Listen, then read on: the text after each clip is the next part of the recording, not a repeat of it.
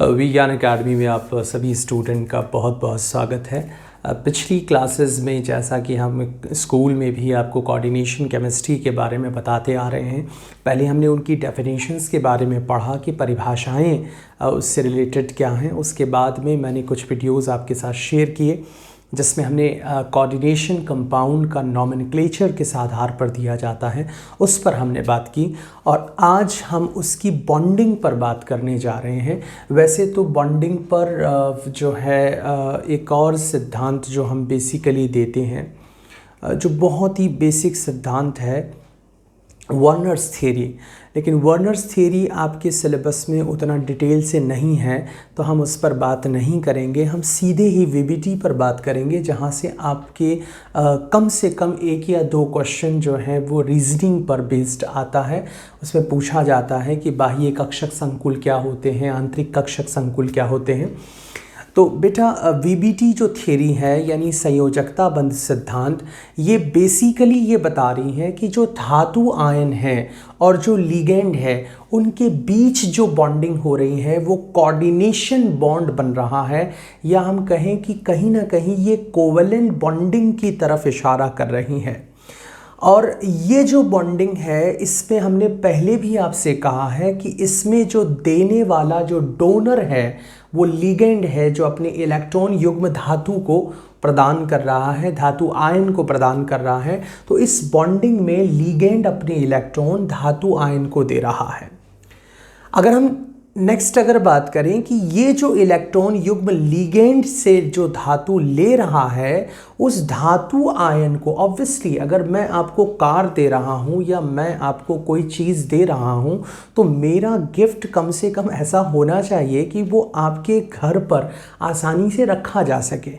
Suppose कीजिए कि मैंने आपको एक बहुत बड़ा गिफ्ट दे दिया और उसको रखने के लिए आपके पास जगह ही नहीं है, तो आप ये सोचेंगे कि ये मेरे लिए गिफ्ट है कि अजाब है, क्योंकि उसको वहाँ ऑक्यूपाई करने के लिए उसको एक पर्टिकुलर स्पेस मिलना चाहिए। तो वहीं पर ये बात बहुत ज़रूरी है कि लिगेंड जो है वो अपने इलेक्ट्रॉन अगर मेटल आयन को दे रहा है तो कहीं ना कहीं मेटल आयन को भी उसे सूटेबल प्लेस देना पड़ेगा, यानी उसे धातु आयन को रिक्त कक्षक उपलब्ध करवाने पड़ेंगे। बहुत इंपॉर्टेंट बात है बेटा।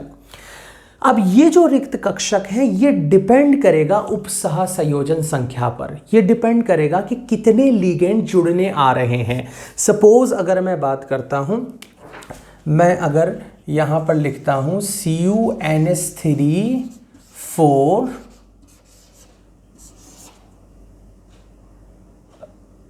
प्लस, तो अब यहाँ पर आप देखें कि यहाँ जब कॉपर के साथ अमोनिया के साथ जो है जो कॉपर के साथ अमोनिया जो जुड़ा है तो कहीं ना कहीं यहाँ पर आप ये देख सकते हैं कि ये जो है इसको हम +2 कर लेते हैं। तो यहाँ पर जो अमोनिया है वो 4 अमोनिया कॉपर से जुड़ने आ रहे हैं। इसका मतलब यहाँ कॉपर को 4 रूम्स अवेलेबल करवाने हैं। जितने आपके पास मेहमान आ रहे हैं उतने रूम्स अवेलेबल करवाने हैं। लेकिन ये जो रूम्स, ये जो कक्षक आप अवेलेबल करा रहे हैं बेटा, ये कक्षक उसको देने से पहले संकरण करवाया जाएगा, क्योंकि मैंने आपको पहले भी बताया है कि जितने भी कक्षक हमारे पास मौजूद हैं उनका आकार डिफरेंट है, उनका शेप डिफरेंट है। तो जब उनके शेप डिफरेंट हैं तो उन्हें एक जैसा बनाने के लिए, यूनिफॉर्म बनाने के लिए, हम जिस तरह से हमारे पास अगर बहुत डिफरेंट तरह की वैरायटीज़ ऑफ फ्रूट्स हैं, बहुत सारे फल मौजूद हैं, तो हम उसका शेक बनाते हैं। तो उसी तरीके से इन कक्षकों को संकरण करवाया जाएगा, और ये जो संकरण करने के पश्चात ये अतिव्यापन करेंगे। अब ये जो संकरण है इसमें कौन भाग लेगा? मुख्यतः डी कक्षक भाग लेंगे, क्योंकि सारी की सारी कोऑर्डिनेशन केमिस्ट्री कहीं ना कहीं डी ब्लॉक के इर्द गिर्द घूम रही है। तो यहाँ अगर डी कक्षक जो भाग ले रहे हैं वो इनर ऑर्बिटल वाले हैं, आंतरिक कक्षक वाले हैं, तो हम उसे कहेंगे आंतरिक कक्षक संकुल। और अगर हम बाहर वाले डी कक्षक को भाग ले रहे हैं तो इसे कहेंगे बाह्य कक्षक संकुल।